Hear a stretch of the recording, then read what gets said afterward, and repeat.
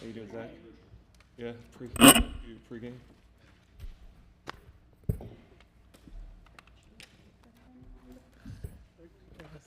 This one's mine, right? No. You don't want to sit next to me. You guys know for Lena, should we wait on her, or is she on her way, or? We didn't hear that she wasn't coming, and so I would imagine she is. She might be on the 4th floor right now, though, trying to work her way down. We can go ahead and start and do the roll call, and then that way we get that stuff done.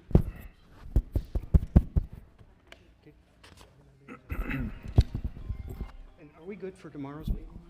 I did a roll call. I got 2 so far, 3 including me. So For tomorrow's, I did it. we have a committee meeting. Okay, we'll go ahead and call to order the joint meeting between the Middletown City Council, Middletown City School Board, which is a unique opportunity. It's only the second time since I've been here. So welcome this for Tuesday, it's Wednesday, July 5th, 2023. If we could go ahead and start with actually, can we do a Pledge of Allegiance? Is anybody okay with that? Let's start with that.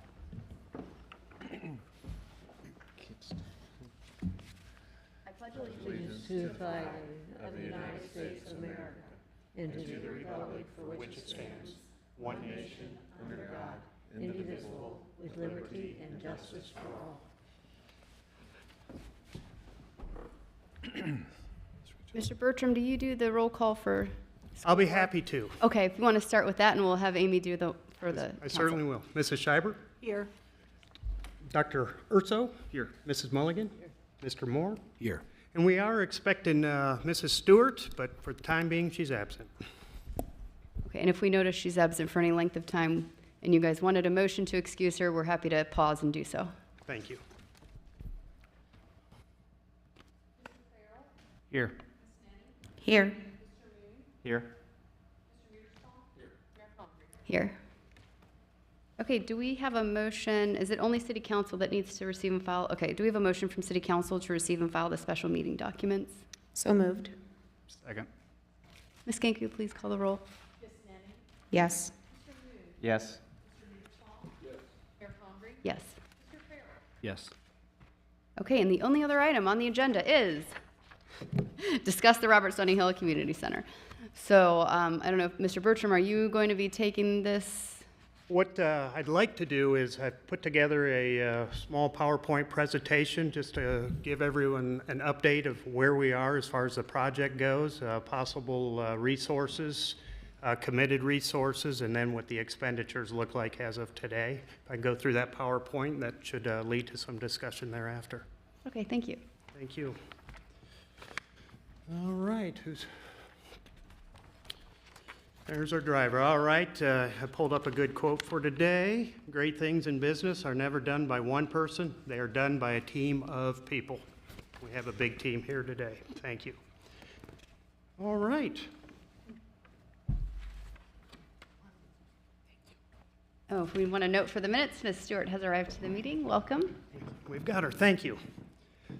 All right, council members and board members, if you take a look up here for the Sonny Hill update on project funding, revenue to date. Middletown City Schools originally has allocated $4,175,000 for the addition to the preschool center. And then our board has also approved an additional $250,000, and that would be for the gymnasium that we'll be discussing here today, for a total of $4,425,000. City of Middletown for the community center, $2.1 million. And I believe you had a second commitment for the gymnasium of $500,000 for a total of $2.6 million. Butler County has also committed $1.5 million, which we're thankful for. State of Ohio for the community center, $300,000. And then Middletown Community Foundation for the annex building, part of the community center, $300,000. So total commitments with a gymnasium to date, $9,125,000. Can I ask a quick question on that? Yes. At what point did the city schools fund funding changed to being strictly for the preschool center. I didn't realize that. I was starting to recognize that, but I didn't know that that was an official. That was the commitment from the onset. It was $4 million, but the way they moved the preschool around, there was additional space, so the board went ahead and committed another $175,000. Okay, I just didn't realize it was specifically for a preschool center. I thought it was for the community center at large. But it's just. Well, it will be at large, because part of that is going to be shareable as well. So it won't be just preschool during the day, shut down at night. There's going to be access. That'll be part of the entire community center, Okay, if that helps. Yeah, kind of. Yeah, thank you. you're welcome. Next slide, please. All right. As of, I think it was June 28th, we received the cost estimates from Brandstetter and Carroll, 50% of the drawings complete. Base cost of renovation, annex, architectural fees, and the addition, which is the preschool, we're at $10,408,000. Secured funding, based on what I previously spoke about, $8,375,000, shortfall of $2,033,000. Gymnasium came down from $4.8 million to $4.271 with this set of drawings. We have secured $750,000, shortfall just over $3.5 million. There's also additional parking that is part of that estimated cost, $152,000. We haven't talked about that a whole lot, but if you build gymnasium, it's something you're probably going to need as well. Total projected cost, $14,831,000. Committed revenue, $9,125,000. Remaining funds to raise, $5,706,000. Any questions? Hear none, we'll move on. All right, the Community Center Committee has put together some ideas on fundraising. I did want to share with the council and the school board what some of these ideas are. Sponsorship ideas, I'm not going to read through them, but gymnasium, $1 million. That's the big ticket item that we think we can get. Basketball court, just the floor of the court, $500,000, along with the annex parent center. And as I mentioned, we already have $300,000 from Middletown Community Foundation, and they told us once we spend that $300,000, come see them again. There may be additional dollars there. So that's good news. And then anywhere from the studios down to an incubator kitchen, student stage, preschool classrooms, we show a potential of $2.8 million. Then we talked about some membership sponsors being added as well. These could be corporate or they could be individual, anywhere from $100,000 down to $10,000. And then someone had an idea of patio pavers somewhere along the way that individuals can pay for, get their name on them, $250 a piece. Now, it has been recommended but not discussed to maybe hire a full-time fundraising company to help us with this project of fundraising. Could be part of your discussion this evening. And footnote down there, we have asked Cleveland Cliffs for $1 million. Originally, it was specifically for the gymnasium.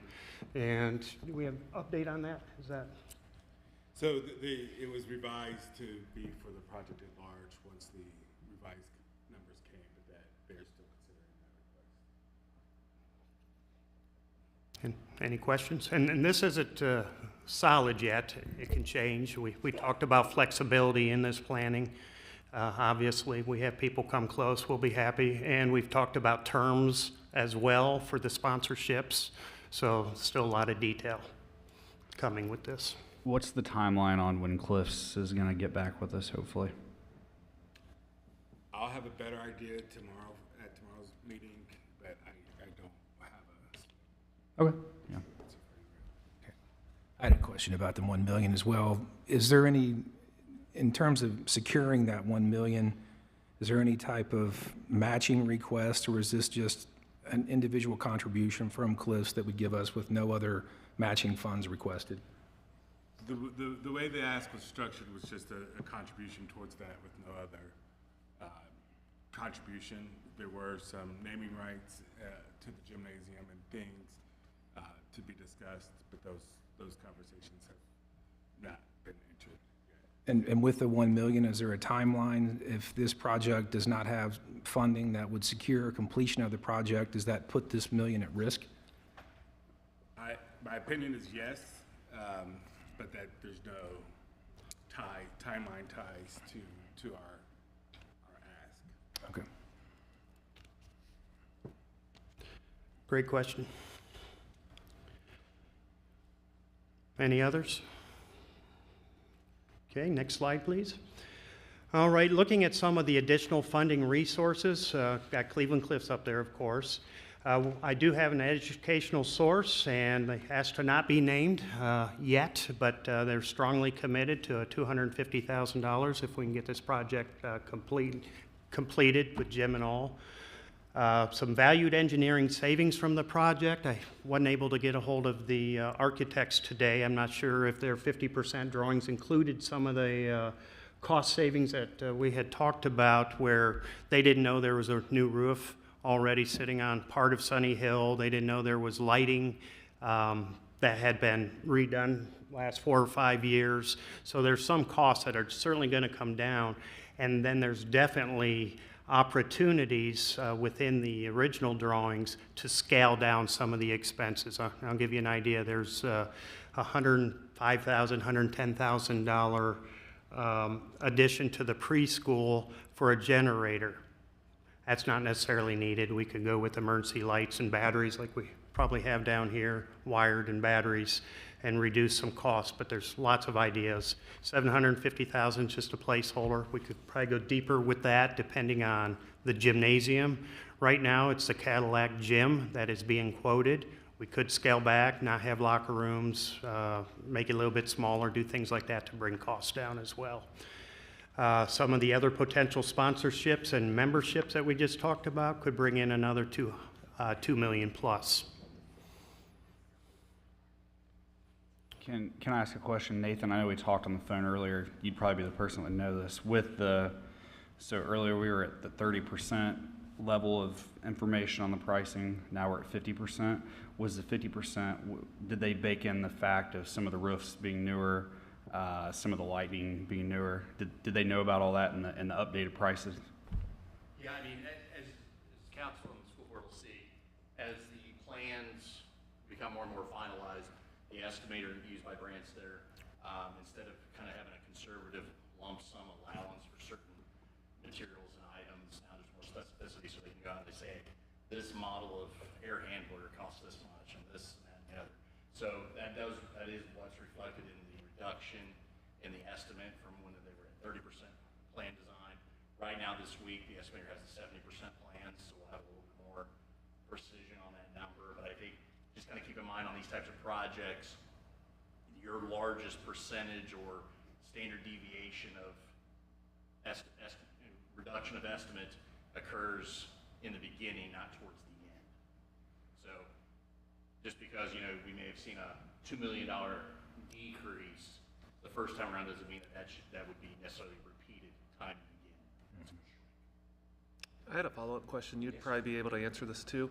Why does it take the time? Like, why are the different iterations? If they're just plugging in information, why don't they just plug it in at the beginning to be able to generate? Can you just, I guess, clarify why does it take such a? Yeah. So what ultimately occurs is it's like to a certain extent, you're making a cake, you're following a recipe, you have a lot of different chefs in the kitchen, and they're all doing their own little thing. Maybe one making the icing, one making the batter. But what happens is that you have folks that will be looking just at, let's say, the HVAC. Another group of people are looking at the electrical or the data. Someone's looking at the structural and the light. And so as they're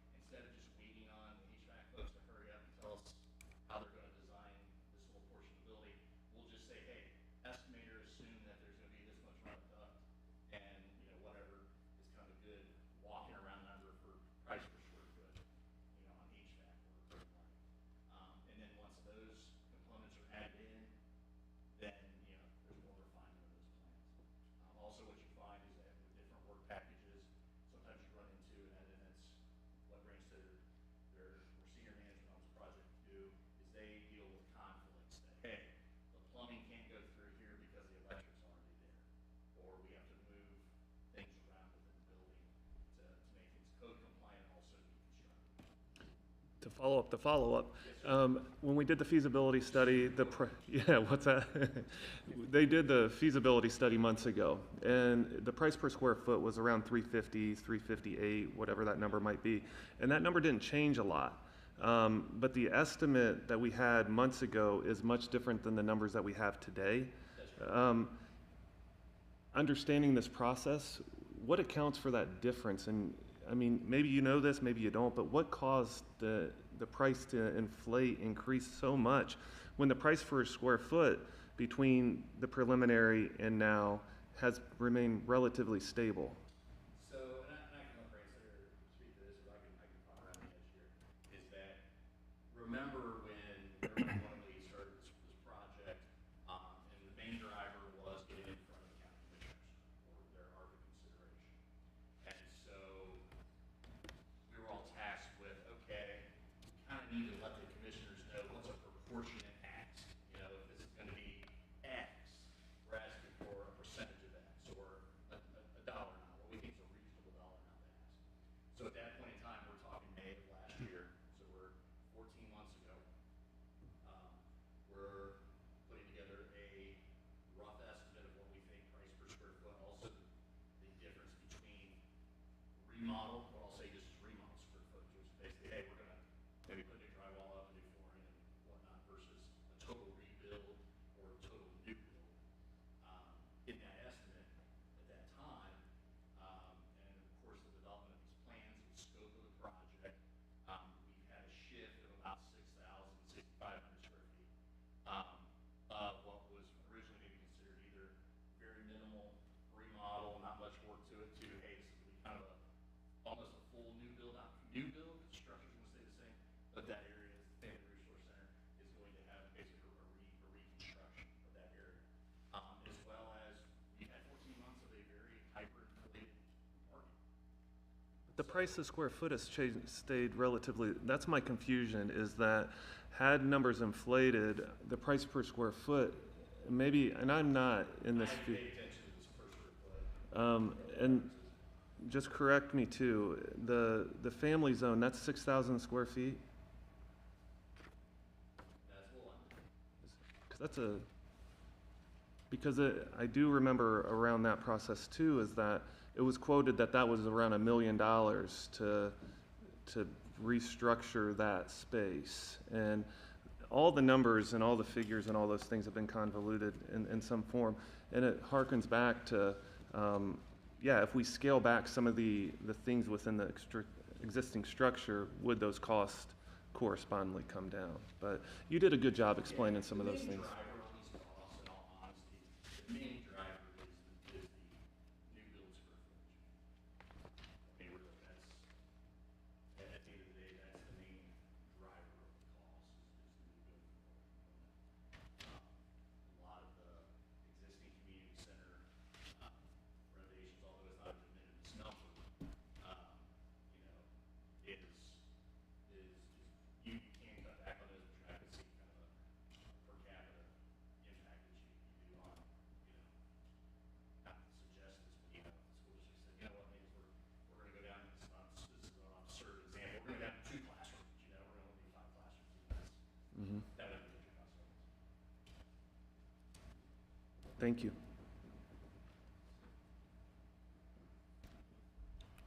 All right, moving on.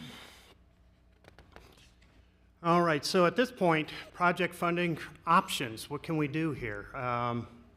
Obviously, I think most of us are optimists. We look at fund the gymnasium with the entire project. What do we need? How do we get there? There's our base cost of renovation, annex, and addition of $10.4 million. Gymnasium, $4.4 million with the additional parking. And we're sitting at that shortfall of $5.7 million. Raise additional funds with Cleveland Cliffs and other donations, 2.156. And again, it's a plug. I can't tell you exactly what's going to happen there. But the value engineering reduced costs, $750,000. Same there. How much are we willing to scale back and maybe give back on square footage if we're looking at a smaller gym or something? That if those two things came in, fantastic. We're still $2.8 million short. Todd came to us at our last meeting, talked about a community block grant. It's new to me, not something I do in the school world, but it certainly was entertaining listening to the idea, and not because it's not me, but just because I was learning something new about financing, government financing. And it looks like that is an option that is at council's disposal. So there's an option, I think, that we're here talking about tonight. Option 2, keep the gymnasium as an alternative. Base cost of renovation, annex and addition, $10.5 million. Secured funding right now is $8.375 million, shortfall of $2.185 million. At this point, school district has that $250 that they've allowed for the gymnasium, and I think you're still with the gymnasium too, unless I'm wrong here. If both the school and city council came together and said, you know, at this time we want to keep a hold on the gym, but we want to go ahead and move those monies to the project, that would help shore up another $750,000, leaving us short by $1.435 million. And as Stephen alluded to, we do have $100 million that we've asked the Cliffs for away from the gymnasium if they're willing to do that. And then we'd still have to raise $435,000.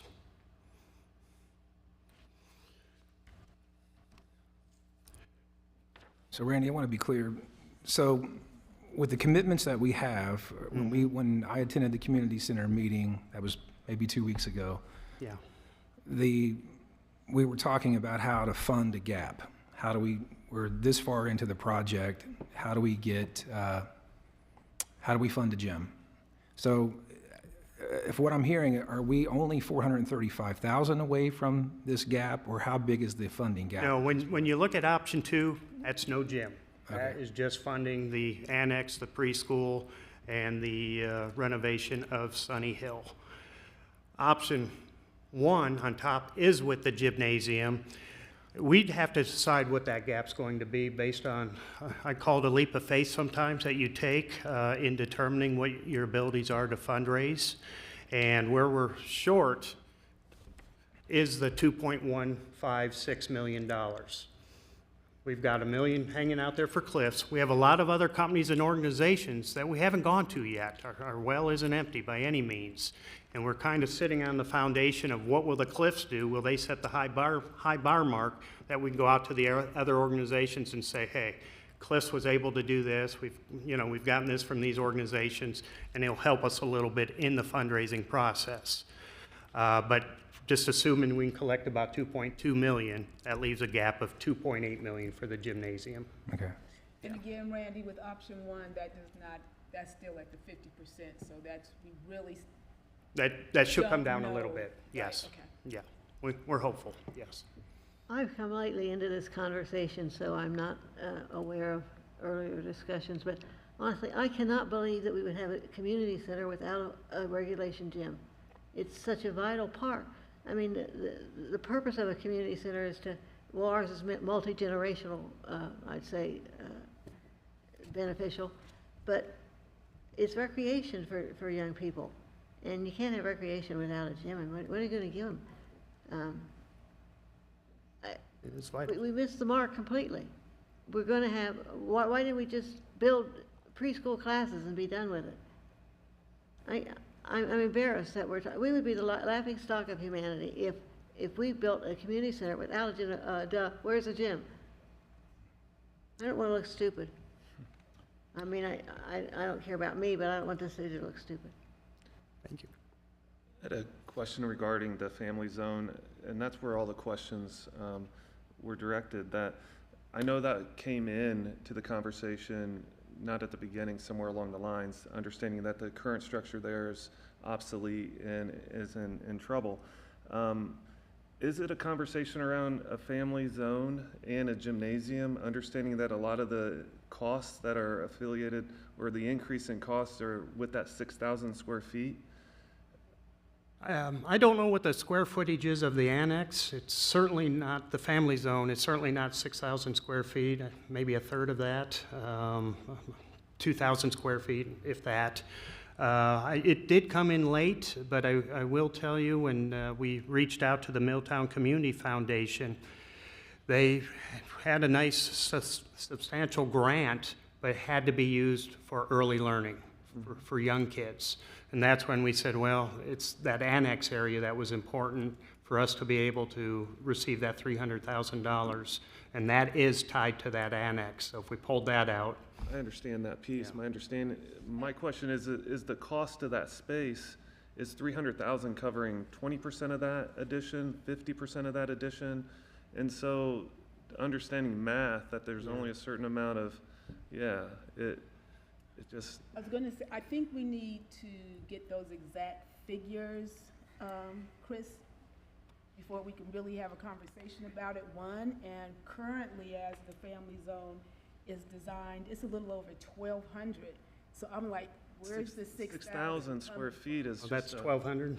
And, and, you know, as we're looking at this, early education is so critical to everything that we're trying to do at the center, and with the school. To take out that component, it seems that almost like the gym, it just really doesn't make any sense, because if we really want to impact Middletown, under-resourced kiddos, the students, we have to start looking at that preschool to grade 12. And you're just taking out a really important piece. But you are correct, Dan, it was out originally, so we need to find out what that number, what the square footage really is, and how much more that's adding, because it was at $1 million. So you could be talking about 700. If it's 1,200 square feet, that's $432,000 at their $360 per square foot cost. And The auditor Foundation has donated $300,000 of that. Auditor has it 60 by 32, so just less than shy of 2,000 square feet, 1,920. Okay, so we were closer to that. 6,000 square feet. That's more like right. It still doesn't get to. More like $700,000 then for the Yeah. cost of that at $350, $360 a square foot, so. All right, then I have one last slide.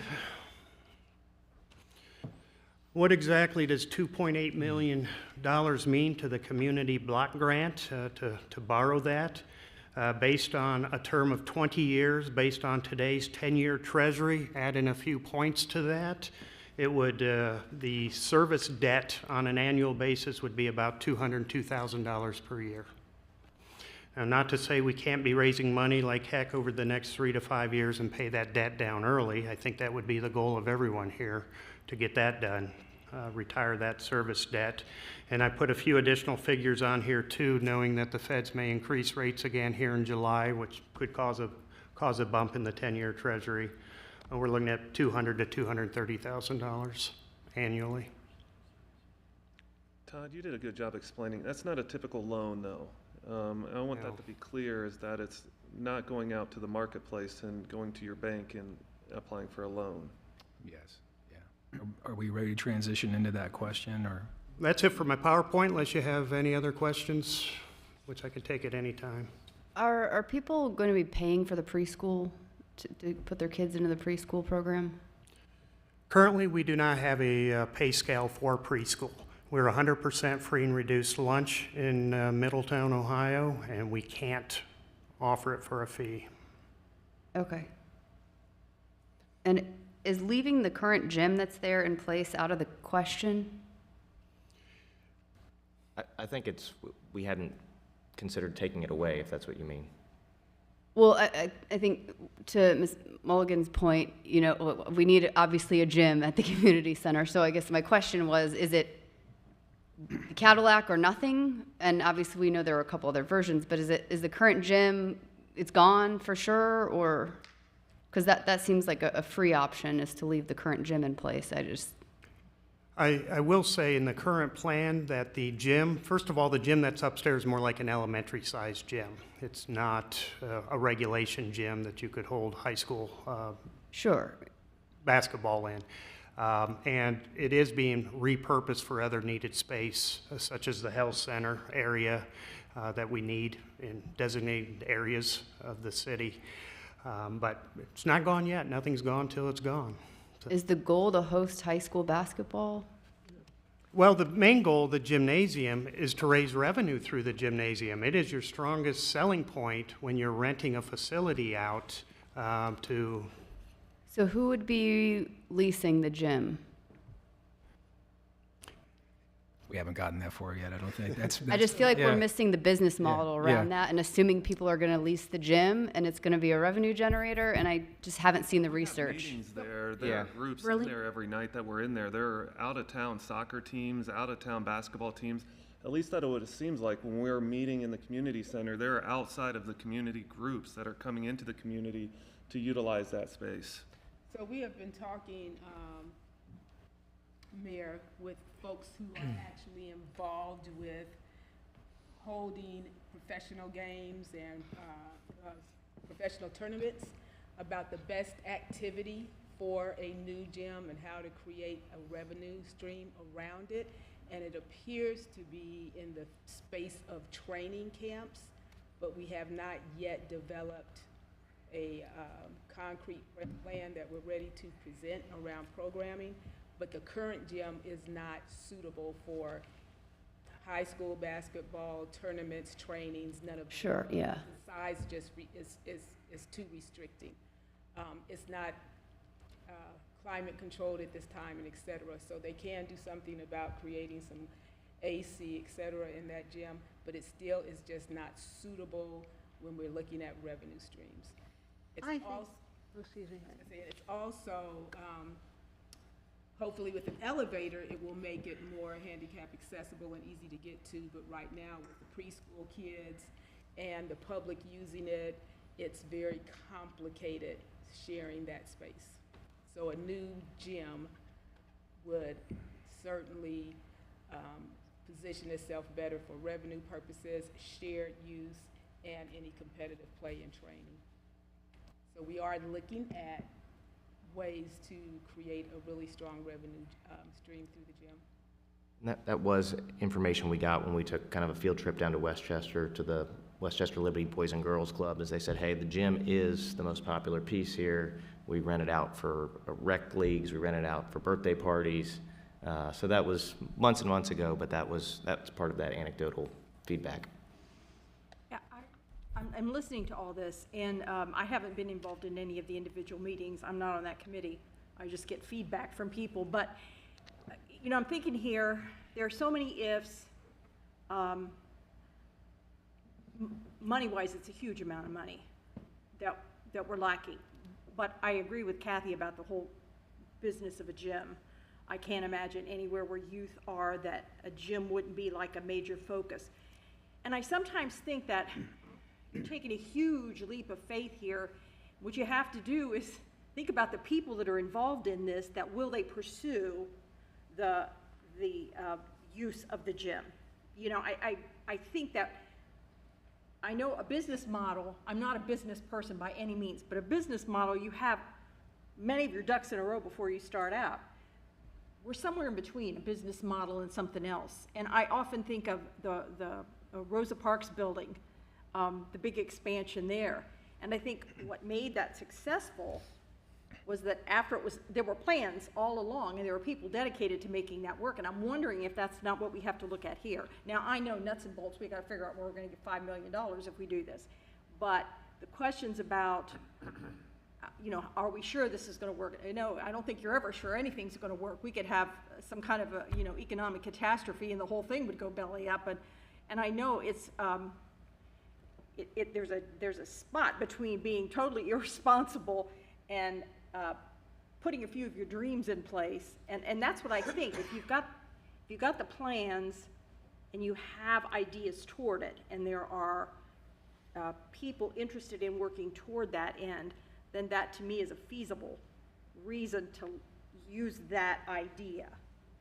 That's my thinking on that. That we can't line people up and say we're going to have this one and this one and this one and this one yet. But of course not. It seems like the people involved would like that to happen and have made efforts toward that. Mayor Connery, if I could just have a moment thinking about this project in terms, you mentioned whether it's a business model. Let's go back to the original funds that we received as a district. Many of you know that I had a lot of questions early on about this particular project, and in some instances was even negative about pursuing this project as opposed to other areas that I would have seen us involved in as a district. But we've come this far. We've got the county, we have all these buckets of funds.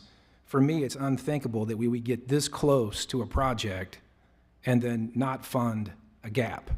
Okay, I think that not only does that make us, I think it's irresponsible leadership personally to invest this much money into a project and then to walk away at the last minute without closing a $200,000 funding gap. So I'd like to make just a few recommendations to council. If I could just have a moment of everyone's attention, we pitch this idea to see where we go with this.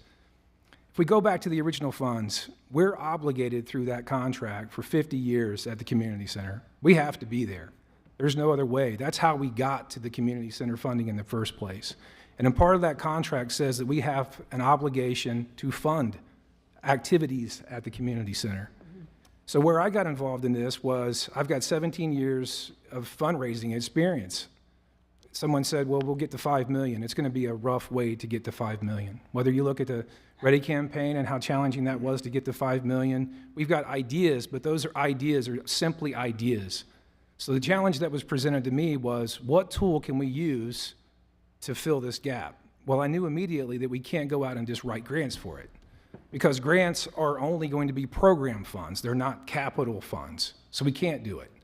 But you have a tool that we don't have, and that tool is the Community Development Block Grant. And when we look at that $200,000, we're looking at that number, and we're all in political office. I think we all know the challenge of presenting it to a community. But what I would say is we're not going to go into this, you're not going into it alone. The proposal that I have was, how do we get somewhere at around 2.5? I don't have the 2.8 in my mind at this point because it was assumption about 2.5. But what we're looking at is, since we're already obligated for 50 years in a project, how do we solve that funding gap? So I'm thinking we have an educational commitment to this facility.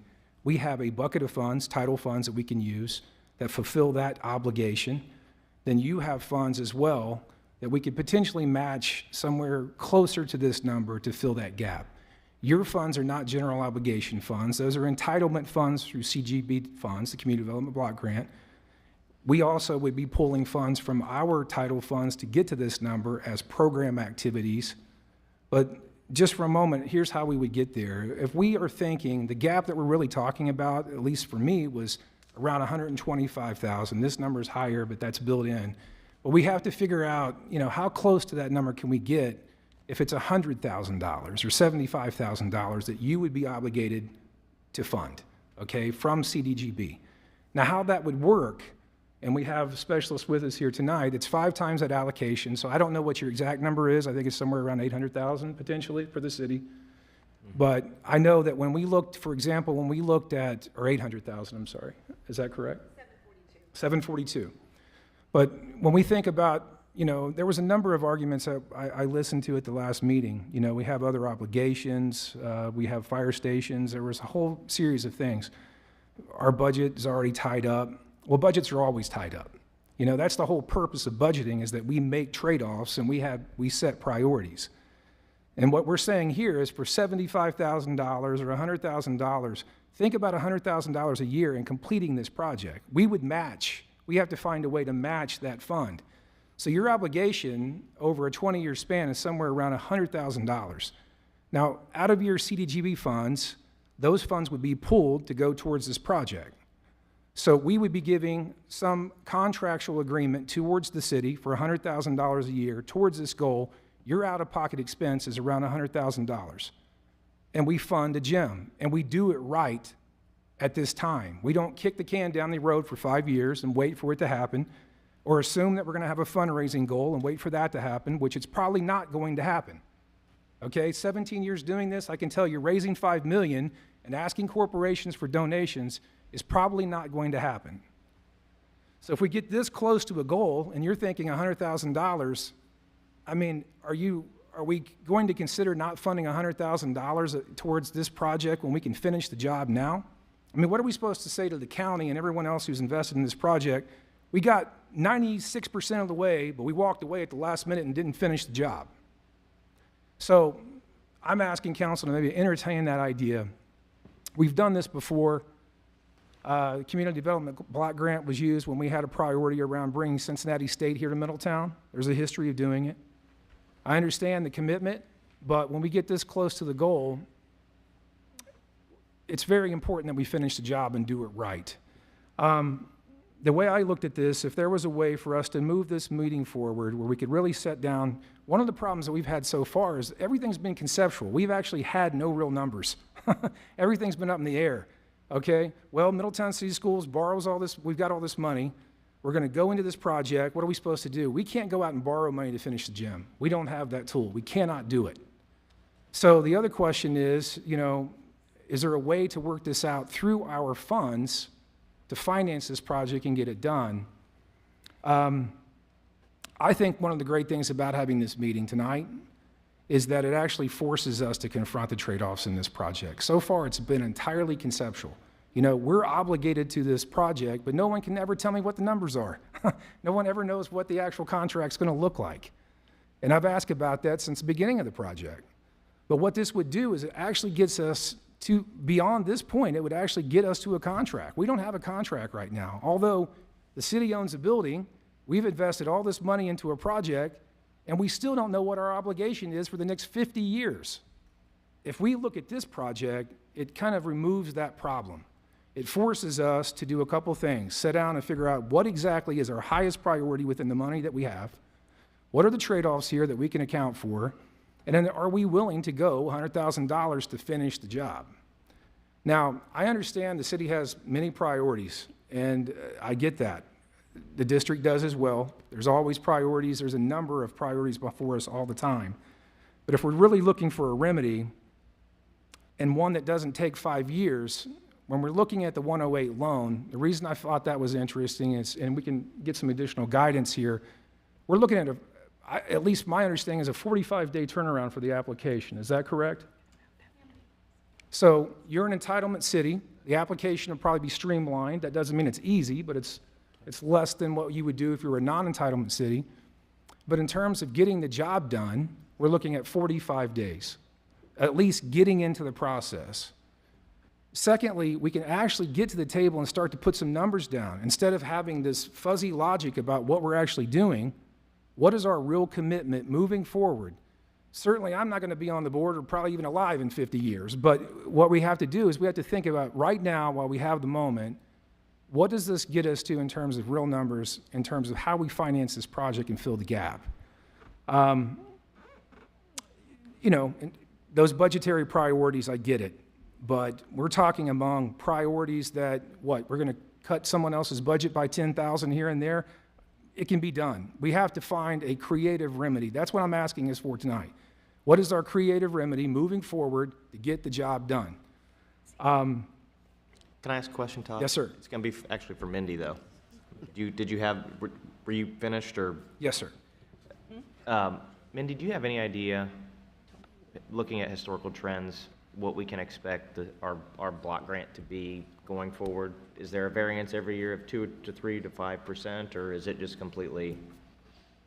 Yeah, there's a formula to it. We did kind of a estimation of the next 10 years we expect. It'll go up, it'll trickle up 2 to 3% probably every year, but that's just the best guess. Mm-hmm. Can I speak to something that was mentioned about the 45 days? Yeah. There's a lot of pre-application work that has to be done before we ever submit anything to HUD. Right. This has to go, this would be a substantial amendment to our consolidated plan. That requires public hearings, public comment period, an approval process with HUD, even before we even get to the application process, so it's not that quick. Right. But once all that pre-app is done, then if everything ticks along greatly, then it can be within 45 days. But there is a lot of front-end work that's going to require some time before we even get to the application phase. And it does go through HUD headquarters as a whole underwriting process that they go through. So it is not as straightforward as our CDG application and all of those components that we're used to doing. It's a lot more unknown. It's not a guarantee. But there's a lot of pre-work. I just want to make sure that it's Sure. fit into the timeline as we Yep. Certainly, and a lot of that pre-work would you agree is most of that is, we have those pieces? Since I looked at the application today and I've followed this application for a while, certainly understand the pre-work. Those applications are always daunting to complete, but much of that work, because we're so far into this project, at least from the application I reviewed, we have the pieces, but we need to bring that together, particularly the public hearing and those pieces that would have to come together. But with getting this far into a level of an application, it's not as if we're starting from scratch. We're assembling the documents as we move an application forward. From the CDBG perspective, though, it is starting from scratch. So you have a lot of the data that it could use to move forward with the substantial amendment to the consolidated plan, but all of that still has to be done. None of that work has been done. But you have a lot of Sure. components that would go into that. So first of all, I want to say, Todd, you are incredibly intelligent. You do a lot of research, and you come up with some really great ideas. And we're very, very lucky to have you as a city, and I see you pull these things out of the air quite often. So I'm grateful for that. And I also know that you're fiscally responsible, and if there's someone I would ever blindly follow into a major project, it would be Todd Moore. So thank you. I just want to start with that very much. And I think I just have like a few questions about it, and one would be who's paying the annual debt service on it? Would be the first question. Has that even been discussed as per proposed? It would be part of the city's budget, I guess. Now, I've been trying to get my word in edgewise here, and I just, before I get too old, I'm just gonna say it. It broke my heart, or it pissed me off, when we were talking about fundraising by having activities that these out-of-town people rent our facilities for. When we have kids who we're worried about because they're on the streets and they don't have anything to do. And we look for solutions to problems like that. And here we're so close to it, but we can't have some phony facilities or some inadequate facilities for it. I don't understand why we don't feel that we can do this. We need the form follows function, and we aren't 100% sure what the function is, but I know that the form has to be a regulation, a good size facility. We want to expand what we do. We want to have the purple pickles from Middletown or pickleball. We want to do things that change and different and increase what we offer our citizens. And I agree with Todd. I don't see how we can be so close, but to turn away. We won't have this chance for a long time to do this, and we got to do it right. Kathy, I appreciate your words and your passion, and I just want to let you know that I do agree with you that we do need to find a way to make the gym happen. It's an important and critical part of the project as a whole. I don't think that there are many people in this room who disagree with that, but finding the funding is the real piece that we have to figure out, right? So I guess one of my questions to the school board is, I know that when we first went into this conversation, we were talking about how much ARPA funding the city had and how much ARPA funding or ESSER funding the school board had. And so my question going into this conversation of funding is how much available funding is left in your ESSER fund, or has it all been allocated? Is there nothing that, because we're talking about taking, $10,000 a piece away from organizations that we give CDBG funding to and this sort of thing. So we're talking a lot about making sacrifices to other budget items in order to fund this gap. And so my question to the school board is there anywhere that you all have more money to allocate to this? Because I know that we haven't spent all of our ARPA money yet, but that's not something that we've talked about yet. And certainly... We are talking about a match, right? Is that correct? Mm-hmm. Well, when we initially, it was my understanding when we initially came into this that the amount of money that the school board was putting in was higher than the amount that the city was putting in because of the amount of funding that you all received relative to the amount of money that we received in our ARPA funding. Yes. So I know that is something that historically we considered when we were matching funds. So I just want to put that out there as well as a historical reference to how we got to where we are. Well, part of our challenge, though, is when we allocate that money up front, in order for us to be able to legally participate in this project, part of that is for 50 years, we have to be obligated to financing some type of programming at the facility. So all I was trying to do is figure out how to, as far as a creative remedy, that's what I'm really trying to get at here. It's not a perfect remedy. I feel the pressure too, even going into it this far. Most of you know that I am very fiscally responsible and I am very conservative when it comes to numbers, but to get this close again, but to answer your question, Ms. Nenny, because we are obligated to participate in some form, that obligation, I'm trying to figure a way to get that obligation to be part of financing that gap that we have. Since otherwise, let's say for instance that we just had programming there. Well, we've got programming there, but it's not tied to the facility in any way. So our justification here for educational purposes, we have funds that we could pull from that would go towards funding this, so it solves that problem. These are non-ESSER funds. Non-ESSER funds, yes, The because those funds are... The ESSER funds don't have the same restrictions of having programming attached, correct? Well, no, we are obligated to provide programming under that ESSER Okay. fund. So that initial money up front, But that money doesn't necessarily have to be spent specifically on programming. But that money's pretty much been spent. it's with the been exception of all spent. spent. This would be us funding that obligation Trying to find somewhere else to post-ESSER, fund yes. it. So as Okay. opposed, again, I And you're think saying that's where you would find the matching funds to help us yes, with the because either CDBG way, we obligation? have some, yes, Okay. that's right. Because either way, we're obligated. In some way, shape, or form, we're obligated. So why should not that funding that's obligated go towards finishing the job? Okay. That's And what we're then- trying to get And then towards. we're suggesting a 50-50 split on that, is what you're, That's what I would be is a proposing. Yeah, matching I would split never on be able that. to ask council to go, if we cannot, in reasonable terms on both sides, finish the project in reasonable terms, I would not make this argument tonight. I would not do that. I'll just add, our ESSER dollars, I don't know why we're on different time restrictions. We have a year left to spend our money down to zero while you've got. I just got wanted to 3 make sure that years. that was part of our funding conversation Mm-hmm. today too, just so that that is very transparent and that everyone understands that, so that when we talk about matching, we're all on the same page. Yes. And this is, and again, post-ESSER, this is our fulfillment of that obligation. Again, we have no contract. We've never engaged in a contract.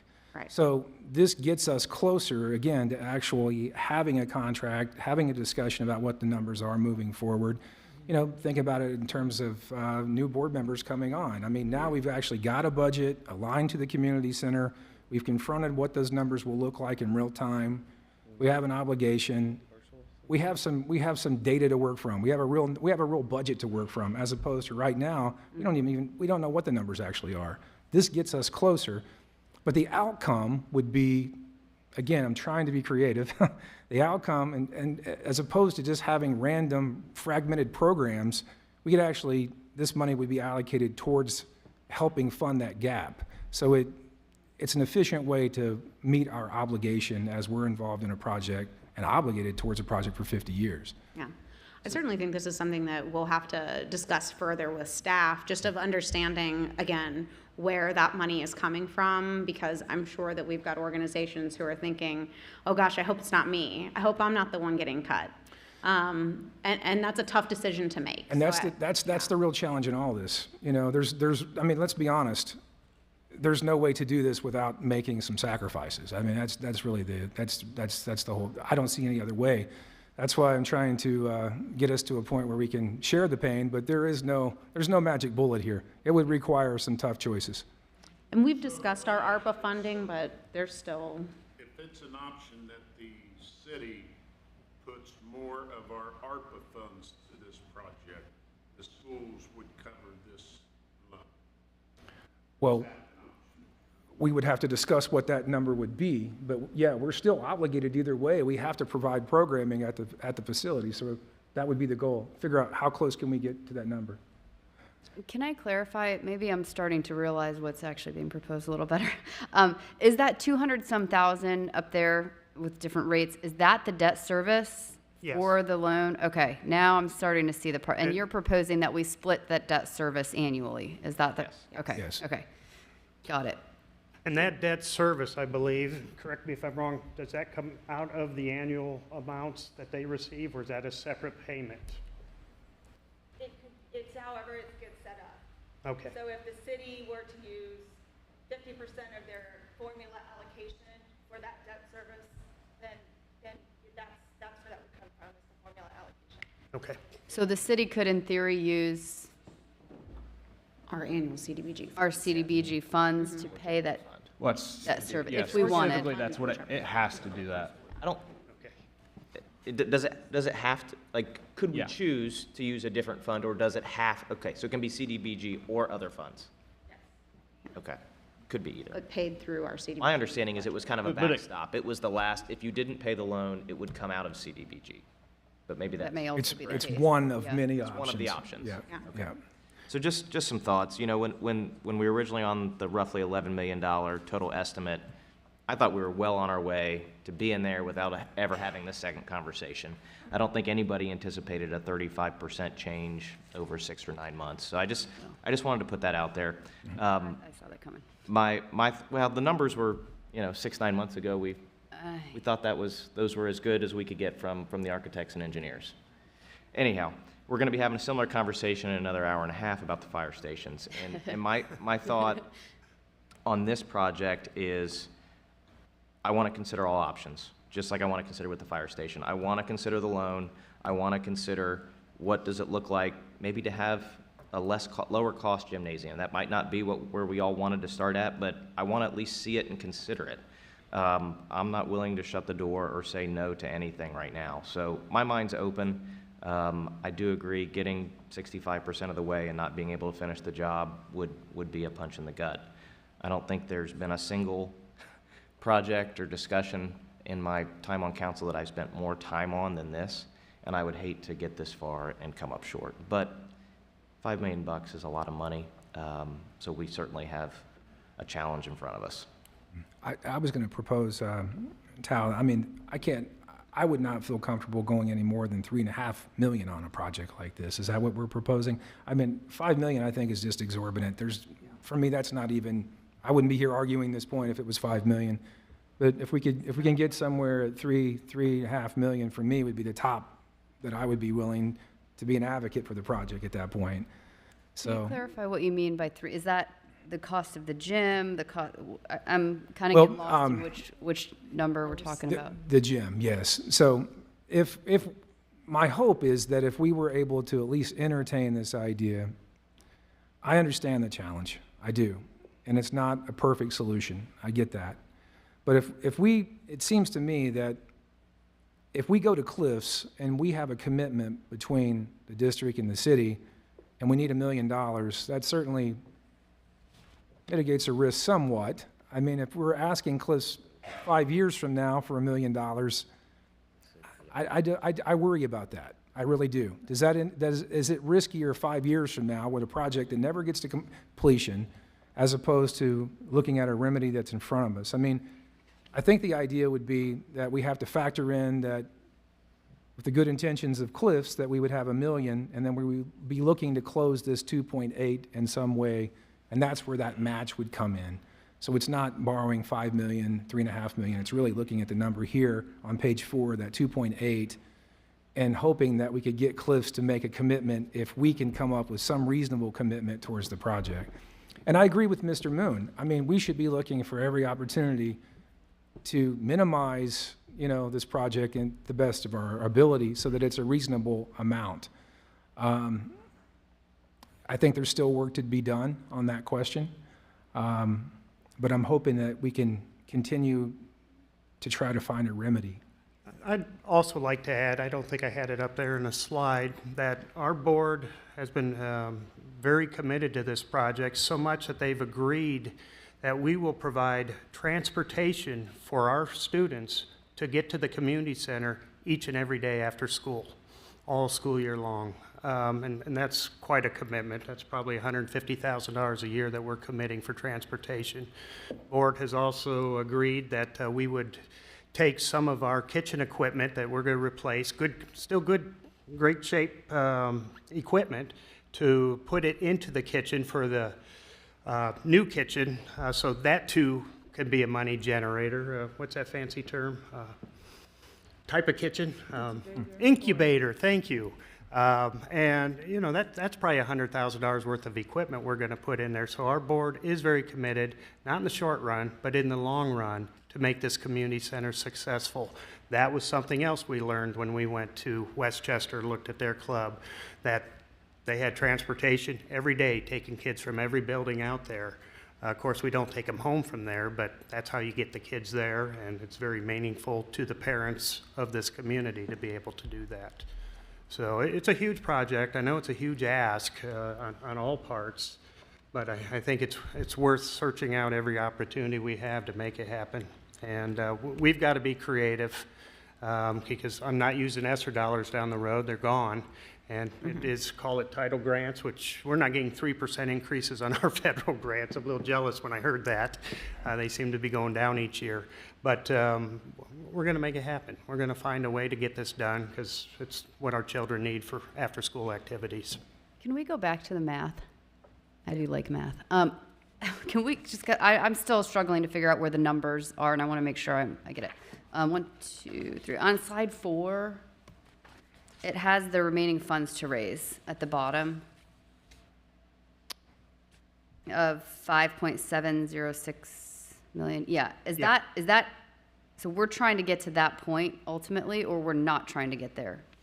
Well, the Cadillac version of this, with what we know today, that's where we'd like to go. And the proposal is to get us to this point. Is that right? Randy, I'm looking at. Well, Because I don't have 5. I see the 2.8 million. The 5.7 is the prior gap, right? And the 2.8 is what you're referencing, correct? Right, That's so if where's the everything- rest coming from? That's if everything goes perfect with fundraising. Yeah. Sorry, not to cut you off. Yeah, I So just need can one. speak. So so we've got the gap of the 5.7, and the 2.8 is if everything goes perfect with fundraising, if Cliffs gives the $1 million, plus if the gym is I cut read the from- 2.8 was from the block grant.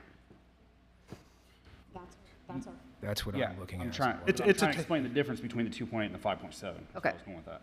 So that's if everything goes well with fundraising, if the value engineering, so if we reduce the gym, if we save some cost in the construction of the community center and whole, then our gap is then 2.8, which you would have to have the CBGD funds to. I think it's, Randy, correct me if I'm wrong, Cliffs at $1 million, educational source to be named at 250, and value engineering of 750. So that's 2 And then we of the would be, 5.7. we'd still be looking at 2.1 in additional And funding. we'd still have to fundraise 2.1. Yes. Okay, because yeah, what I see is the gap is 2.9 essentially. On top of the CDBG. Take it down. You restated, you restated it better than I will. I mean, yeah, out of that, I think what Tal's saying there is out of that, let's say that 2.8, once we work our way through those numbers, Tal just gave, I don't have those numbers in front of me, but it gets us somewhere to what, 2 point? It's page 3, and I X'd out potential sponsorships and potential memberships. Bottom of page 3. Page 3. Are we slide numbers or page numbers? It's page number. Okay. Page 3. I X'd out the bottom 2 and kind of looked at the top 3. Okay, so valued engineering savings. So Mayor Condrey, I think what you're asking is you're just wanting to get to that bottom line. You're saying. Well, I want to absent- understand all the line yeah. items. Like, I want to make sure that Yep. the assumptions that are being made, where the other funds are coming from, that I feel comfortable that those assumptions are, Strong, yeah. yeah, that's what I'm getting at, right? So if we think Cliffs is going to give $1 million, okay, I'm processing, like, do I really think that's going to happen? And then are we, how much are we expecting private donations to come in at? And do I personally, am I thinking, okay, yeah, that's what I'm getting at? Are the assumptions in my mind realistic? And I'll lay my cards on the table, Mayor Condrey. I mean, the way I approach this project, I'm hoping that we would be able to go to Cliffs. I know that there's some that are unnamed resources. I think we could probably assume that those are going to be there. I don't put a whole lot of faith in other parts of the plan, only because the goal of doing that over 5 years, we're here. I mean, we need to do it now. That's why I'm trying to propose and ask us, is there a way that we can actually do this? Is it doable? Since there's an obligation, there's a bucket of funds here that we can borrow from, we're trying to get there. But the numbers, that, if I had to simplify, kind of is along with what Mr. Moon's mentioning, absent Cliffs and some of the other commitments, those are the numbers that I'm looking at. So that tries to narrow our math. What are we really looking at?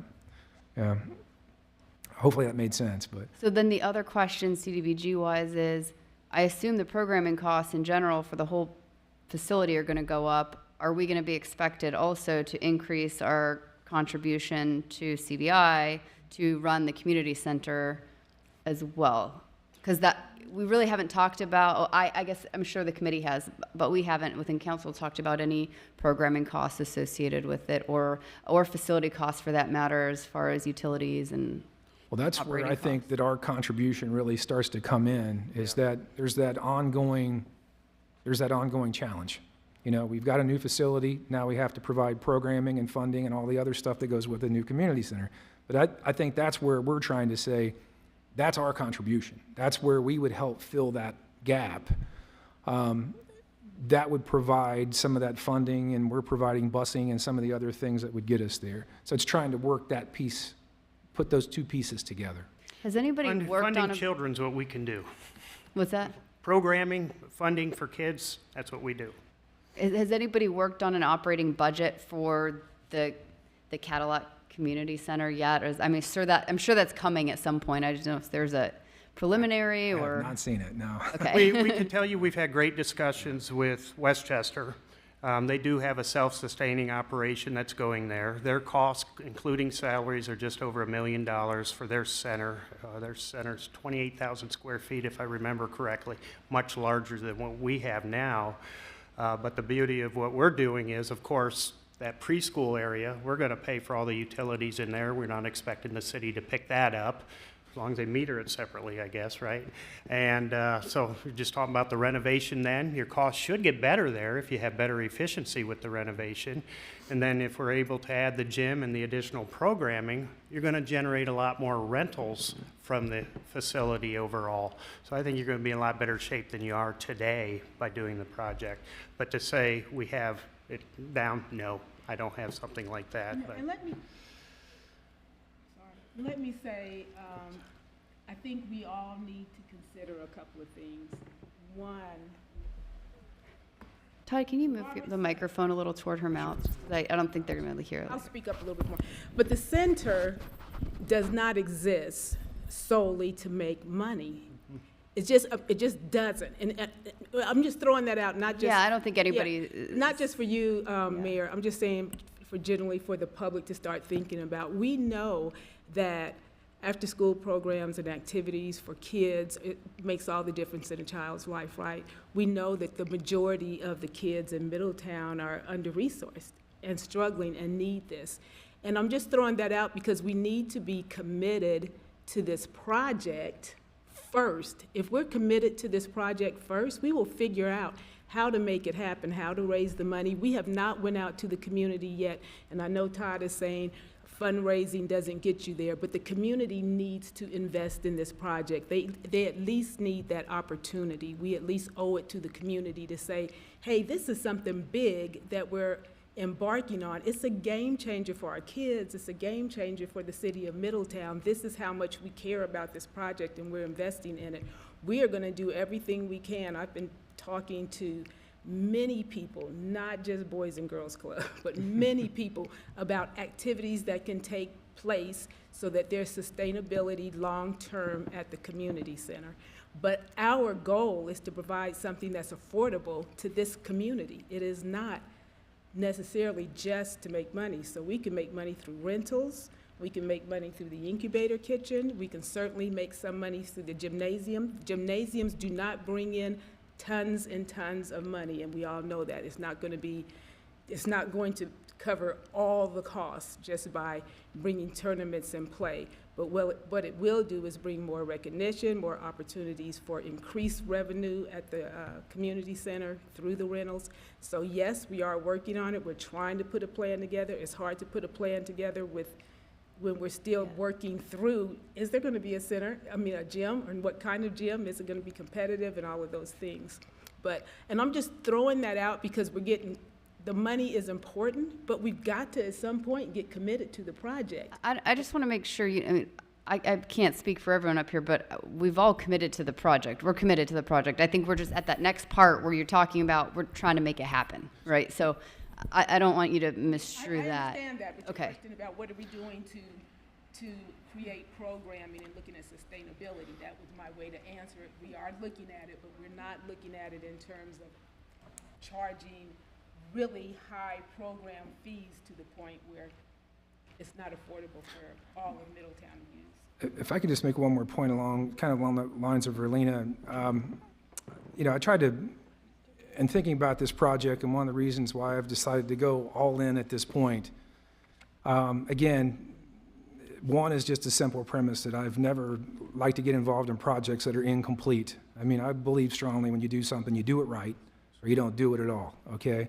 But the bigger question here for me was, if I'm going to come before you and ask for money, I mean, again, one of the things I'm thinking about is the long-term sustainability of the facility. Now, we keep talking about the gym as just, it's static, okay? But one of the things that I think about is I think about an executive director who takes on the capacity of this gym. I mean, in terms of thinking about this project, and I'm not trying to overstate this point, okay? I'm not one for overstatement. But I do believe that it broadens the capacity for future directors, because if you're talking about parks, recreation, after school, that facility, once it's up and running, it can, envisioned correctly, that's where your program funds start to come forward. Those are the things that are tangible that you can apply for. That's when you go to the community foundation. That's when you look for other funding sources. It strengthens the overall capacity of that facility to have that gym. You take that away, then you're basically saying what? Okay, we're going to do health and wellness and whatever ideas that you have. So you've lost the opportunity that you would have otherwise to build that into your long-term sustainability plan. So yes, it is a gym, and yes, we have to get there, but absent the gym, you're losing the capacity, not only from the city, I mean, parks, recreation, potential zoning, Follows function. I'm sorry, Kathy? Form follows function. We can't do that stuff. Form follows function, yes. But I'm saying the capacity, when I think about, the commitment that we're already making to the facility, and we think about long-term program sustainability, having a gym opens up a toolbox that you would not have otherwise. Anyone who's worked in the nonprofit sector knows long enough that the one thing that you need is capacity. You have to demonstrate capacity. So you've got a brand new gym in an area of town that needs help, okay? So we've got the ability to have a facility, and you've got that as part of a future director that has capacity for fundraising that's built into that facility. I mean, if I was coming in as executive director, I would be overjoyed that I have a facility that opens up a whole range of programming that I would not have otherwise. Can it be done without the gym? Yes, of course it can. But I think in terms of long-term sustainability, it strengthens your overall model as a nonprofit as opposed to detracting from it. It strengthens your capacity as an organization over the long term. So just a few thoughts from conversations we've had in the committee, specifically on fundraising, and I know we're not open to public comments, but Stephen is the chairman of our committee, and Stephen, if you want to add anything about fundraising, feel free to come up and chime in. But I did want to say, we really have only made 2 asks. It's just the community foundation, and it's just Cliffs. I think we feel that there is some low-hanging fruit that we've already had discussions with that we anticipate there being positive responses. So I just wanted to make that point.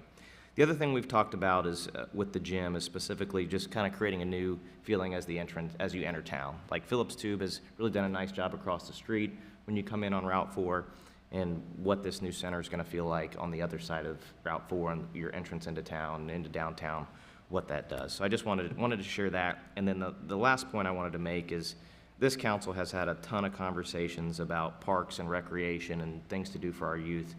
And we haven't had those conversations in the past, so I think it's a credit to this council that we've taken on those conversations now that we have a little bit more funds. And just want to remind everybody, this is a piece of that. This goes in that same vein, right? We're talking about getting young kids active and in parks. In some ways, this serves some of those same purposes. So I would just ask my colleagues to keep that in mind as well. Do we have any numbers, just thinking about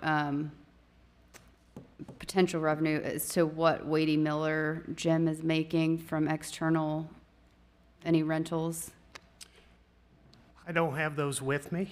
Is I it could being tell you- rented out? I assume it is. Yeah, I've got the information, but I will tell you, since the pandemic, obviously it was shut down for 2 years, it's just starting to pick back up. People are now coming back into the rentals. This past year was the first year we opened them back up. Not as high as we anticipated, but we lost people that were going on a regular basis. Just found other ways to get it done while we were shut down for 2 years, not being allowed to bring anybody in. Okay, sorry, I just had that written down from a while Always ago. a priority of our district too. Our kids are in our spaces Yeah. a lot, and so I think it's a comparison, but maybe not a perfect comparison. Just because I know our teams are actively using our facilities, and so the time allotment, there isn't prime time for them to utilize it. Just while you have the floor, I want to express our appreciation for being a part of this conversation with you. And I know it's always arduous when you have more people at the table, but it's exciting too because you have more possibilities. All this has been kind of abstract to me in certain ways because it's like me going to try to buy a house. And I want to buy this house, but I ask how much it is, and I don't know. And you kind of just understand that I want it, and it fits. And it's just figuring out all those bits and pieces to get it so it fits within your budget so you can do it. I think we have it. I know our community needs it. I know that there are resources around here. And to Tal's point, we've only gone to a few people and really made a strong argument for. I just know that if we have the will to do it, I imagine that the outcome would be significantly impactful. And to Verlena's point, it is, I mean, so many young people, we complain sometimes when people make bad decisions. And if we don't provide healthy, powerful, impactful spaces with adult guidance, then we're partly culpable when they don't have a good place to go to. And the investment in the community center, I think, is preventative. And it's a cost savings when kids make good choices.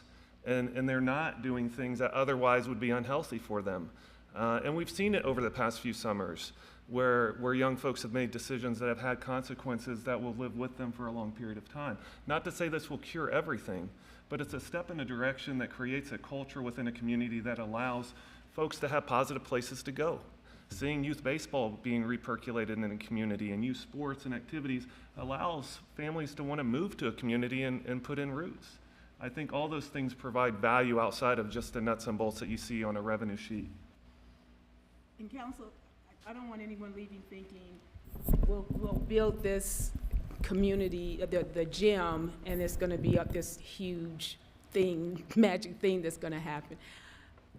I did talk with a fellow that's very involved with the gymnasiums and so forth, and he told me this. Kingdom Vision in Franklin, they have a lot of rentals. They make a lot of money on the weekends over their rentals and their concessions. But this is what he said. You got that to the north of us. You have Spooky Nook to the south of us. They are both saturated with lots of courts. He felt like to the point that maybe there's an oversaturation in terms of spaces like that. His feelings were where we will make up for that, and the space that's needed right now is in training because there is no place for anyone to go right now for training. The schools are dedicated to the students. Spooky Nook and Franklin are dedicated to competitive play, but for teams and organizations and individuals, even groups and organizations within Middletown city limits, there is no place to come just for training, and that's what people are looking for now. So that is the space that we're looking at that could be a potential high revenue area for us. But I just wanted to throw that out as you're having conversations. You may hear some of that, like there's a bit of saturation just in courts and gym play. So, but we are looking at all of the other options because there's still a need out there. I appreciate you saying that. So one question I have for all the boards. So as far as the Cadillac gym, which is what we're talking about at this number, and then when you go to the reduction of, on the last page, of the $750,000. So a part of that, so the locker rooms and the stage are somewhere around $600,000. So for this being a community center, and if somebody is going to rent it out, we want to make this as affordable as possible for them. So do we reduce the cost of the construction of the gym and try to make it cheaper so that way we can rent it out for cheaper? Or do we charge, if this is going to be a revenue gainer, do we put more money into the gym up front so that way people can have locker rooms and then we have to charge more? So where's the break even? So I would love your opinion, Verlena, on that. Yeah, so my opinion is I check with people who actually have an opinion that matters. Well, I'm not saying anything. Yeah. Yep.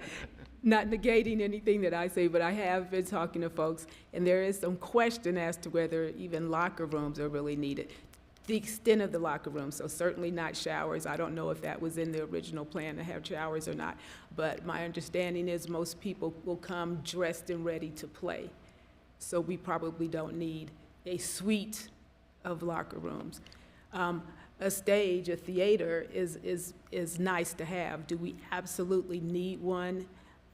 When we're talking about revenue, we may not. So I think that's something that we're looking at. I think we could probably scale a bit, but I'd have to see what exactly that Cadillac looks like and what costs are associated with each of those components. Well, I think, Chris, I think you may know more than anybody in this, but the Cadillac version was essentially the same gym, just with locker rooms and a stage, correct? Yeah, I think the configuration was a little bit different on where things were, but square footage, the gym floor, the aesthetics from the exterior, I think we're all pretty similar.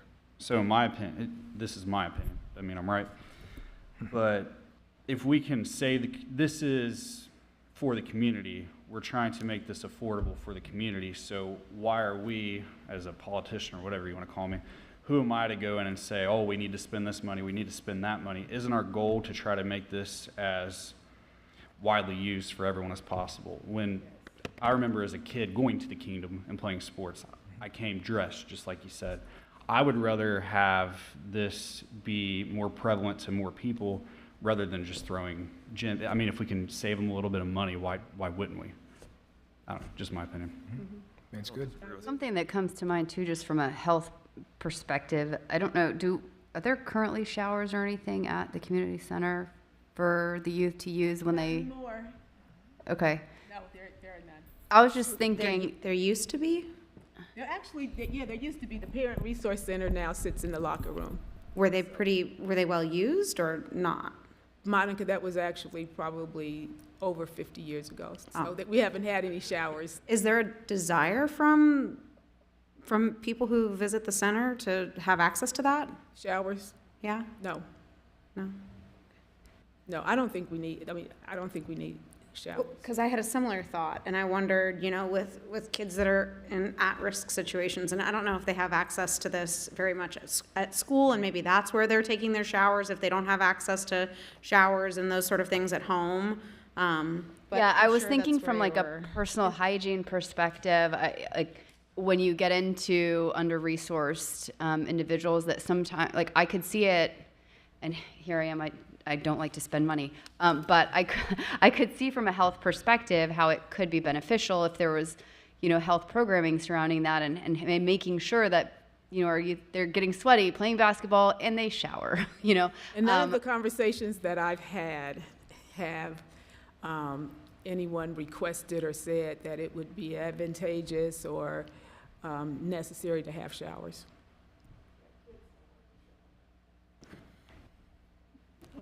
Jackie, do you have any? I said, kids don't like to shower. That's not one of the attractions. I know, yeah, I know, and I'm thinking maybe we can help instill it. All right, it's conversation. Hygiene program? Need versus a want, I understand that. Yeah, I don't know, I just throw it out there as maybe it's. But no, I was don't know. talking with parents, I was talking to organizers of sports activities, and they're like, generally, people will come ready, dressed to play, and we'll play the game, and we'll leave. So. I was going to ask a question just generally outside the gym. This project has been in the works for a while. When are we going to actually start breaking ground on the project? Are we at that point? How far along are we? I mean, we're under a timeline ourselves, but again, I think for me to ask for counsel, if I could, certainly I'm trying to bring us to the point where we can start to really get into those numbers, because we haven't really had that budget discussion. I know in some of our meetings, I've asked a lot of questions about future financing of this facility. We don't have a budget. We really don't. This gets us closer to actually looking at that question. I understand the challenges that you face. I'm facing a similar challenge, but I'm willing to throw myself out here on this because I know that we are obligated either way to this project. So if it can be a more efficient use of our funds and to be obligated to a project that will not only fill that gap, but bring us closer to getting the shovels in the ground and getting this thing done, the better. Just in terms of when we might start this project, Mr. Bertram, others, when are we It's when are getting we ready to go scheduled? out for bid now. Okay. Very close.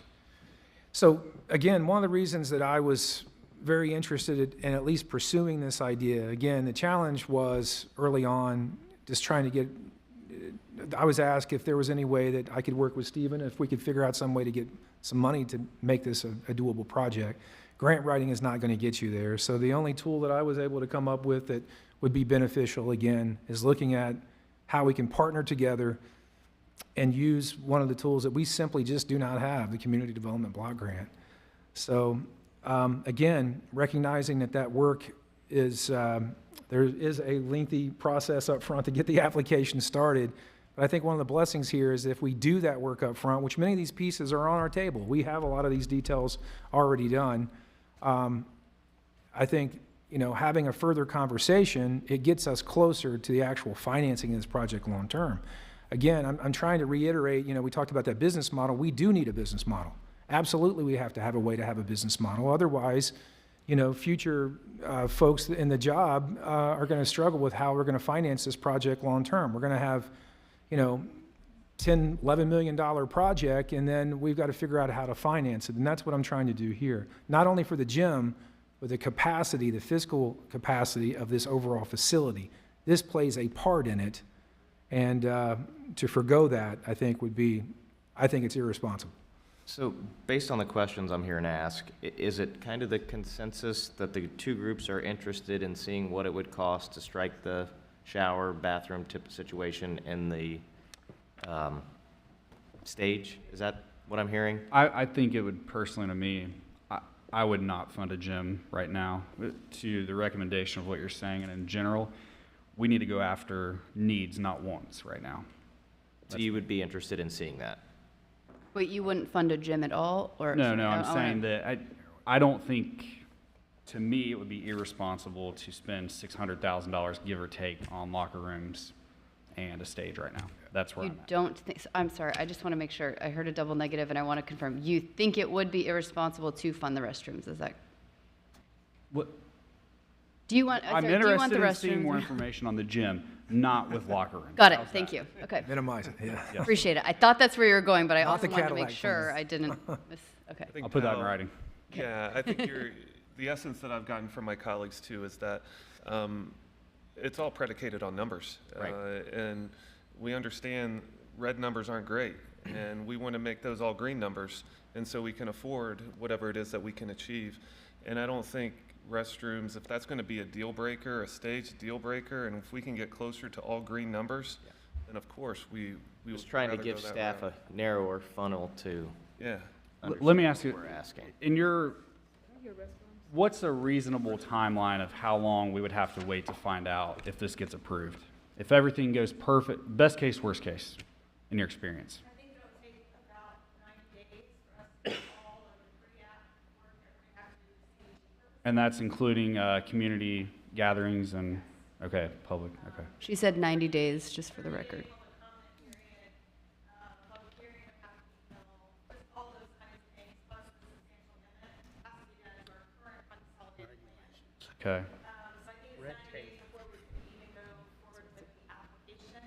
And if that was done pretty quickly and they get the 45 days, I think that's the best case scenario. 4.5 months. So end of October. Would there be a reason we wouldn't get funded? Wouldn't get the loan? I think if all the pieces are in place, I think it's pretty sure that it will. Yeah. During the planning of it, and this now is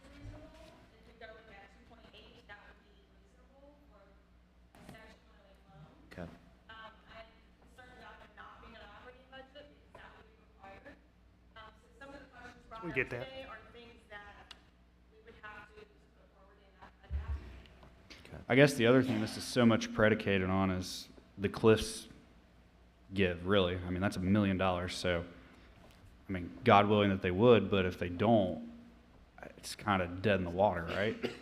I mean, let's be honest, like, let's have the realistic conversation here. Yes. Yep. So I feel like we need to figure that out first. So, and the other problem is if we go applying for this grant, can we change it in the middle of the application, essentially?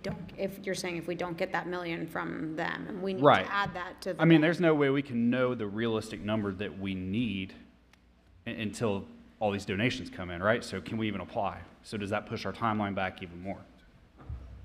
I think this is a loan, this isn't a grant. Sorry, yeah. No, I just want to make sure that. Yeah, definitely. I think we can apply for the loan and never use it. Okay. That if the project doesn't need a loan or doesn't happen or whatever, I don't think we're out anything to go ahead and apply for that. We could go up to 3.7. That would be 5 times our current allocation. So that would be the max. Yeah, it's helpful. There wouldn't be a wiggle room for that extra million for this section 108. What was the last number? I was just curious. 3.7. Yep. And this isn't me saying that I'm agreeing, disagreeing, anything. This is, I just want to have all the facts to make the most educated decision possible. And at 3.7, we might have enough to fill the gap without the Cliff funding. We would, yes, We'd be pretty if close. that were, We do that's a live with tough ask from council to go all in on 3.7. Yeah. Yeah. You still have, is there Cincinnati, you'd mentioned Cincinnati State. Is there a current grant with or a loan with Cincinnati State? No? Not through, okay. I mentioned that early on, Chris, as early financing of Cincinnati State, that was done, but just as president, it had expired. As the money guy for the school district, I know when we're asking to meet you in the middle for that $200,000, you know, $10,000 is a lot to a budget if you're used to having it. When you look at 10,000, or you look at 100,000 compared to your overall budget, it's a much smaller number, but it's who you take it away from. That's always a hard decision. I will tell you, we're faced with those issues all the time. We find ways to be creative. And just listening today, Tal asked a great question on your block grant money. How much does that annually go up? If you're looking at 3% a year, you'll have your first $20,000 next year.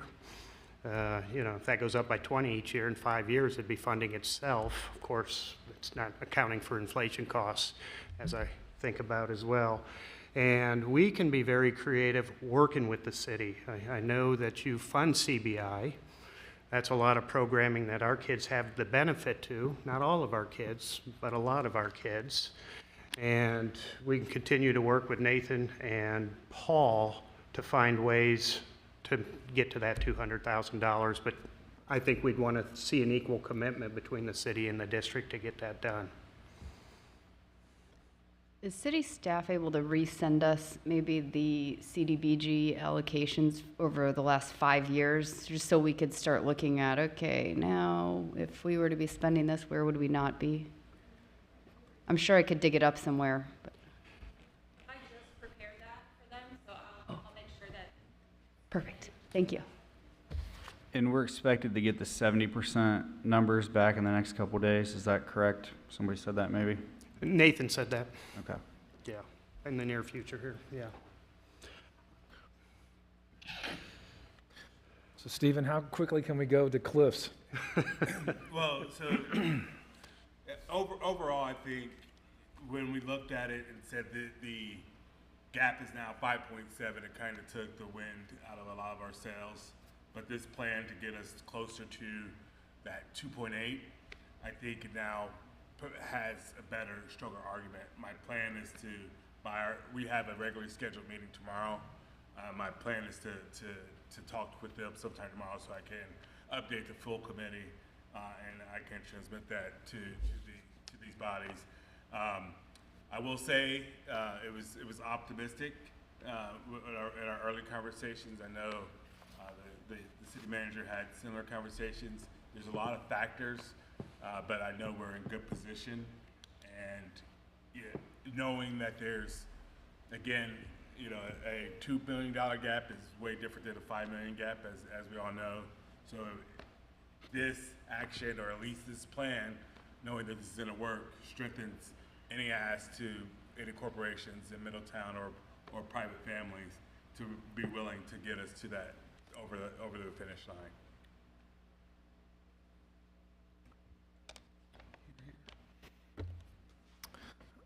I guess in terms of just strengthening that, would it be beneficial if I'm not requesting any action at all tonight, I want to make that clear.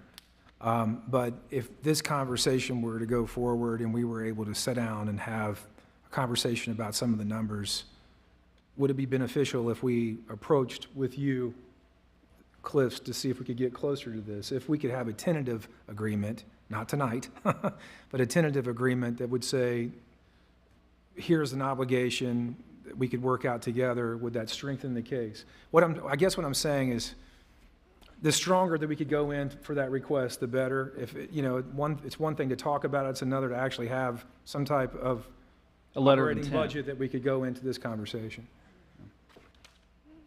We need an operating plan too. And we have to have that regardless for the application. We could start, if there was, again, I'm not asking for action tonight, but if Well, there you was. can go with a letter of intent without a number associated to it, I would think. And the operating budget's not gonna be that difficult, because we already know what it costs to operate Sunny Right. Hill. We've just gotta add square footage to it. But I'm saying at least we would have some type of commitment that we would say, and maybe even anticipate some of these questions that would go into the application itself, where we could kind of facilitate those questions as we go in if we were to make this ask. I mean, if we're looking at 4.5 months and we're getting ready to be shovel-ready to go in the ground here soon, with further conversation, if there's a way that we could actually move this conversation to getting numbers down on paper, if it's a doable project. I mean, I think Mr. Farrell's point is very clear. It's if you're talking 3.7, it's probably not going to happen at that point. We have to have a commitment. Without this, it's predicated on a $1 million request. So we're going to have to figure out a way to have, something in terms of writing that would bring us together in that process towards this project. Not just a talking point, but something on paper. So Nathan, we get 70% numbers back in the next week or so. Any idea when the next percentage of numbers will be back?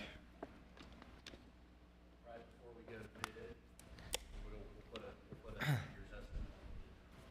And So now we're asking- talking 2.5, 3 weeks on that? Probably, I mean, our goal, right now, our current timeline to meet move-in requirements for the school district, we're looking at bidding this thing out in a month.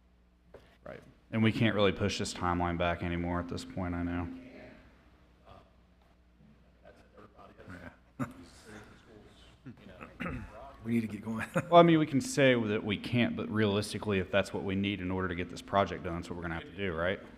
I mean, we can say, And they are bidding it out as an ad alternate, is that correct? That's correct. right, which, So they could continue to go to bid. that's the cost, then that's gonna cost about $100,000, is that, to do the alternate? From this paperwork, I could be wrong, but, I think the costs were built into. okay.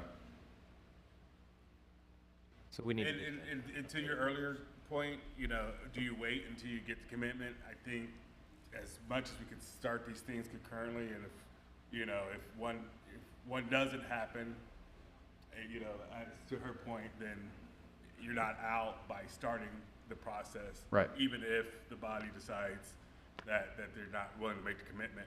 Getting started at least creates and opens up more options for us, so we're not faced with these difficult timelines. I'm hoping from a council perspective, maybe tonight, maybe after the fire station discussion during city manager reports, we could just go ahead and wrap our own thoughts up in our meeting. Because I would like to talk in our meeting about it as well tonight. So just a thought, maybe that would be a good point, or in our new business. But that way, we as city council can have our own discussion as soon as possible, which is yet this evening. And we meet Monday night, so we'll have another opportunity then, from what we learned from you, to continue our discussion. Is anybody interested in a community fundraiser? I know it won't bring in 5 million, I'm clear on that. But I'm just curious what folks' thoughts are. Because, I mean, like, we have literally not went out to any businesses other than Cleveland or the community. And not just to ask for the dollars, but ask for the commitment and the investment. Because we're getting ready to do a big thing. And I think a big community push has always been part of our plan. Again, I think we were all set to launch that, but then when we got this 35% increase, we're like, had to go back to the drawing board a little bit.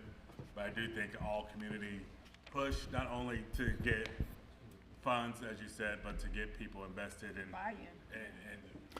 and up to speed. And I was going to say, I take somewhat different view on this. I'm looking at the tools that we currently have. I think when I'm looking at this project, asking the community for fundraising, I think I would shift my focus to looking at the community for long-term program sustainability. You know, so if we're thinking about asking the community for funds, you're talking about, you know, I'm looking at this as we've got to use the tools that we have before us, our title funds, the block grant. We got to enter into a contract. We're under a deadline. The long-term sustainability would be where you would go to the community and say, here's what we need in order to keep this building operating. You know, those are the programs and services and other things that you'd build into your long-term program sustainability strategy. But trying to get here, I think, is the wrong way to go. I mean, that's why I've decided to go this route and try to ask council if we can work together on this, because the clock's ticking, and we have a tool. This is the way this is done. This is community development. That's what this is. And, you know, those trade-offs are going to have to be made to bring a project to a conclusion. That is what happens in community development. And with the clock ticking, we need to come to some resolution. It's either we're going to do it or we're not. And when we get this far into a project, I don't want to wait for a fundraising plan that may not come to fruition. And most of the time they don't. In terms of financing a capital project, we have to use the community development tools that we have to solve that problem. And then my only disagreement would be go into the community and look for other funds for program sustainability. But at least let's close this part with the community development tools that we have. And I'm not arguing that this isn't a good move, so I'm not saying that at all. All I'm saying is, when I talk about fundraising and going out to the community, this is bigger than just the money in terms of we've got to sell the idea of the community center. There's still a large piece of the community who hasn't even bought into it. And so I'm having conversations about sustainability and what's going to happen beyond the physical building.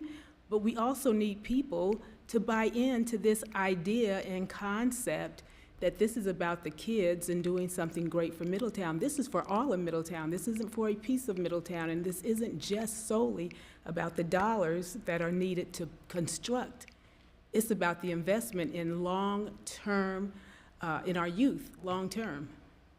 And they have to, me as a community member would want to invest and buy in and understand and be a part of way before the shovel goes into the ground. Does that not make sense to anyone?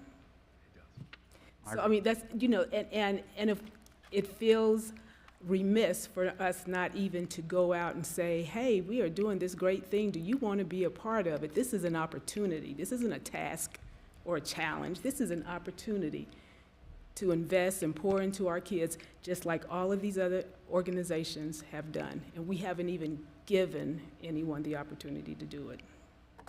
Berlin, are you talking like scholarships, so to speak, for activities of kids, if there's a fee for a? It could be a scholarship, it could be $1 towards a brick, but it's just like we haven't had that conversation is what I'm saying. We haven't said, community, this is an opportunity for you to invest and buy into this idea and this thing that we're doing. So, yeah, we still need to do, this is how we get there, we need to do that, but I just feel like it would be remiss to not even give the community an opportunity. Yeah, I understood from the beginning that that would be done at some point along the way, and however it was done, whether it was for programming or for what, you know, that wasn't decided in advance, but I agree, we have to have community buy-in. you know, before, they're gonna see a shovel go in the ground pretty soon, and they're just gonna see it happening. Thank you. I know you guys have a long evening ahead. We appreciate being a part of this conversation with you. And would be excited if there's a need to re-engage at some other point. Would be happy to accommodate. Do appreciate your support and working with us. That partnership, I think, will make this project something that hopefully will be a template for other communities. Well said. Well, thank you guys for organizing this. Randy, thanks for all the work you put in, and Nathan as well. I know lots been going on, so thank you guys. We will definitely have a conversation. Obviously, we'll get back to you guys on how that goes, and then move forward. Thank you, everyone. Okay. Thank So you. with that, we'll adjourn our joint meeting, and we will come back at a session at